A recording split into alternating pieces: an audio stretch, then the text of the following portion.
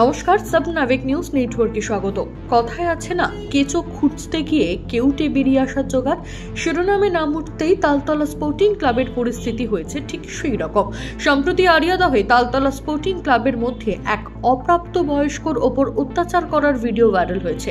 সেই ঘটনার তদন্তে নেমে মূল অভিযুক্ত প্রসেন দাস ওরফে লালটুকে গ্রেপ্তার করল বেলঘরিয়া থানার পুলিশ। আজ তাকে তোলা হবে ব্যারাকপুর আদালতে।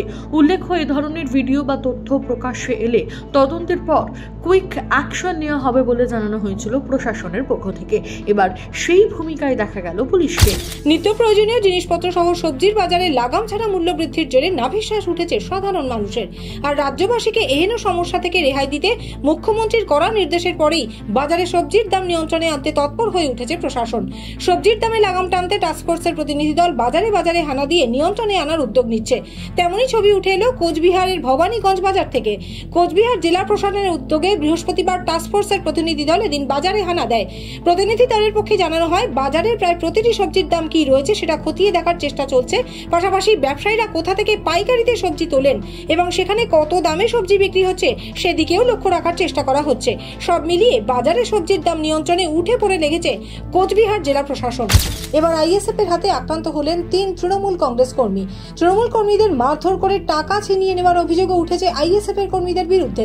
বুধবার রাতে ঘটনাটি ঘটেছে ক্যানিং এর দারিয়া গ্রাম পঞ্চায়েতের ডেভিসাবাদ গ্রামে। মারধরের ঘটনায় গুরুতর জখম হয়েছেন মজিবুর রহমান সর্দার, মনিরুল পুরকায়েত এবং নাসিরান সর্দার।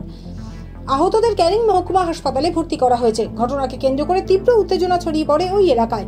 হামলাকারী আইএসএফ সমর্থকদের মধ্যে সাদ্দাম হোসেন লস্কর, রাজিবুল লস্কর ওই এলাকারই বাসিন্দা।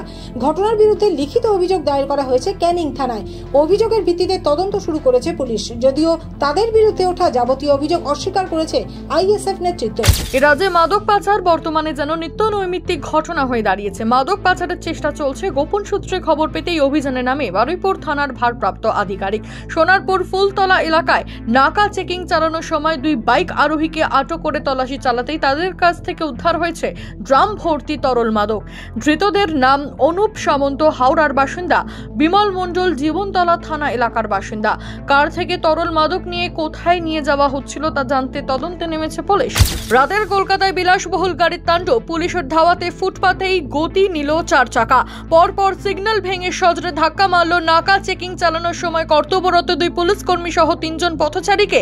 ঘটনাকে কেন্দ্র করে মধ্যরাতে তীব্র চাঞ্চল্য ছড়ায় কলকাতার ক্যামাক স্ট্রিট সহ শেক্সপিয়ার সরণি থানা সংলগ্ন এলাকায়। সূত্রের খবর, ক্যামাক স্ট্রিট হয়ে অ্যালান পার্কের দিকে দ্রুত গতিতে আগত বিলাসবহুল গাড়িটি আটকানোর চেষ্টা হলেও প্রশাসনকে উপেক্ষা করে গাড়ি বর্ধন মার্কেটের কাছে গিয়ে ফের পুলিশের বাধা পেয়ে নিয়ন্ত্রণ হারিয়ে ধাক্কা মারে।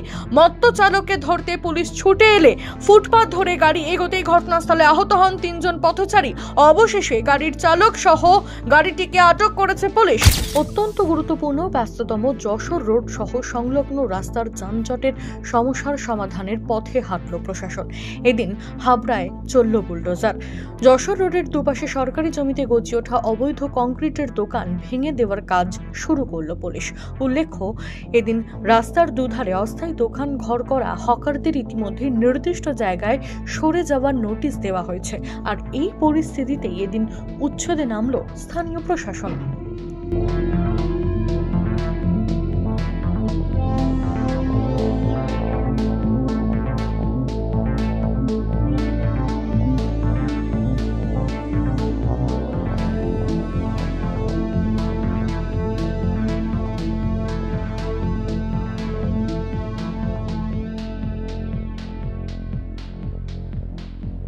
প্রাণহানির ঘটনা না ঘটলেও তবে ভর দুপুরবেলা বজ্রপাতে আহত হল 27 জন ছাত্রছাত্রী। ভয়াবহ এ দুর্ঘটনার সাক্ষী থাকল মুর্শিদাবাদ। সূত্রের খবর, অন্যান্য দিনের মতো এদিন ডোমকলের ভগীরথপুর উচ্চ বিদ্যালয়ে আসেন শিক্ষার্থীরা। দুপুরবেলা টিফিনের সময় বৃষ্টি শুরু হলেও আচমকা বিদ্যালয়ের মধ্যে থাকা একটি গাছে বাজ পড়লে মুহূর্তের মধ্যে গুরুতর আহত হন ঘটনাস্থলে থাকা একজন ছাত্র সহ 26 জন ছাত্রী। ঘটনাকে কেন্দ্র করে তীব্র চাঞ্চল্য ছড়ায় শিক্ষকদের মধ্যে। আহতদের তড়িঘড়ি উদ্ধার করে ডোমকল সুপার স্পেশালিটি হাসপাতালে নিয়ে গেলে সেখানেই চিকিৎসাধীন রয়েছেন তারা। গণেশ সাহা, সাব নাবিক নিউজ, মুর্শিদাবাদ।